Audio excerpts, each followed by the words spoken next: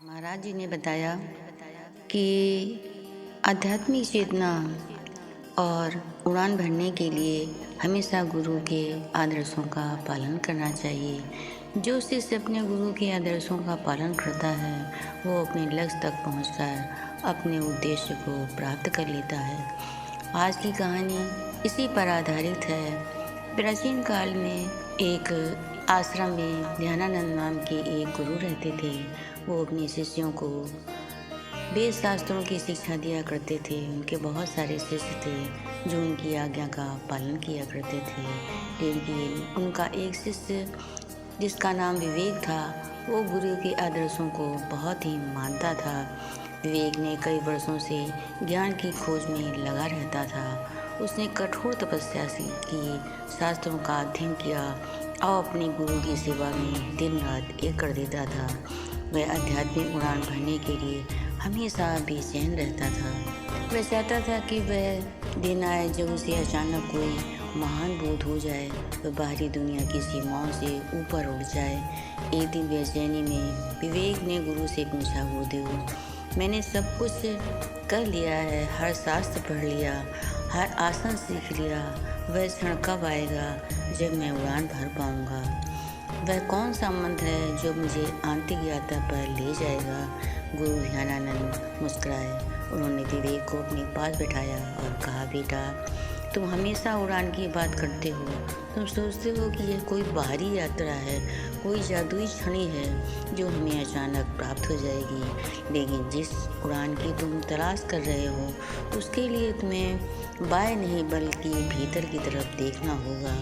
गुरु ने एक गहरी सांस ली और बोले, ये आध्यात्मिक उड़ान आकाश में नहीं होती बेटा, यह केवल मन की शून्यता में ही होती है। जब तुम अपने मन को एक पिंजरे की तरह मानते हो जिसके अंदर विचार कैद होते हैं, इन विचारों को शांत करने की कोशिश कर रहे हो ताकि पक्षी बाहर निकल सके। लेकिन मेरे बच्चे, गुरु की स्नेह से विवेक का हाथ पकड़ा और कहा, तुम्हारा मन ही तुम्हारा आसमान है बेटा।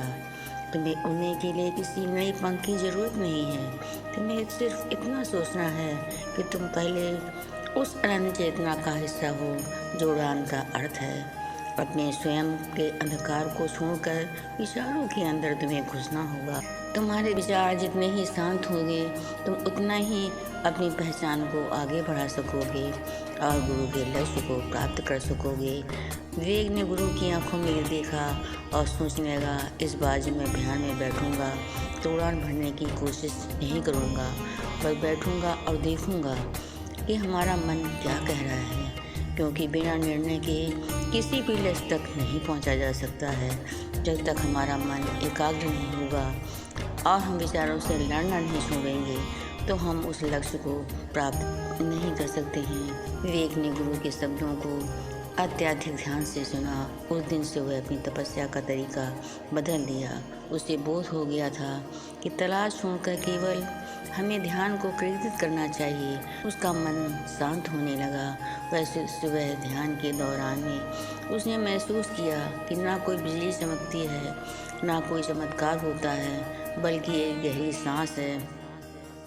हम जिस भाव में उस सांस को ग्रहण करते हैं तो मुझे एहसास होता है कि आध्यात्मिक उड़ान के लिए किसी बाहरी ताकत की ज़रूरत नहीं है, बल्कि हमारे अंतःकरण में ही ये चीज़ें मौजूद हैं जिनका हम ध्यान सुमरन करके अपने लक्ष्य तक पहुंच सकते हैं। उसने पाया कि वह हमेशा से अधिक उड़ रहा था। बस उसके मन का शोर चारों तरफ से बंद हो चुका था। अब वो एक हल्की हल्की सांस लेकर के अपने लक्ष्य तक पहुंच रहा था। यह कोई ऊंचाई नहीं थी, बल्कि आंतरिक गहराई थी, आंतरिक चेतना थी जो शांत थी और उसे सच्ची आध्यात्मिक विद्या की ओर ले जा रही थी। उड़ान बाहरी प्रयास से प्राप्त नहीं होती है, ये आंतरिक जागरूकता है जो स्वयं को स्वीकार करने से ही आती है। गुरु के रास्ते पर चल करके मनुष्य जब सुमरन भजन करता है तो अपने लक्ष्य तक पहुंचकर अपनी आंतरिक चेतना को जागृत कर लेता है। आंतरिक चेतना को जागृत करने के लिए मन की एकाग्रता की विशेष आवश्यकता होती है। विवेक ने गुरु की आज्ञा का पालन किया और गुरु के आदर्शों को अपनाया। जैसा वो करने लगा तो धीरे धीरे वो अपने लक्ष्य तक पहुंचकर अपने उद्देश्य को पूर्ण कर चुका था। और गुरु के चरणों में सिर झुका करके उसने कहा, हे गुरुदेव, आपने जैसा कहा मैंने वैसा ही किया। अब धीरे धीरे मेरी आध्यात्मिक चेतना इतनी बढ़ गई है कि अपने मैं लक्ष्य की ओर पहुंचने के लिए पूर्णतः तैयार हूँ। इसके बाद गुरुजी ने कहा कि मैं तुम्हें आशीष देता हूँ, बख्शीश देता हूँ कि तुम अपने लक्ष्य की ओर बढ़ करके अपने जीवन को सार्थक और सफल बना सको। इसके बाद महाराज जी ने कहा, संसार जगत में रहने वाले जो भी शिष्य अपने गुरु के आदर्शों का पालन करते हैं, गुरु के बताए हुए रास्ते पर चलते हैं, वही आध्यात्मिक चेतना को जागृत कर लेते हैं और अपने लक्ष्य तक पहुँच जाते हैं। प्रेम से बोलो परम संत श्री ठाकर सिंह महाराज की।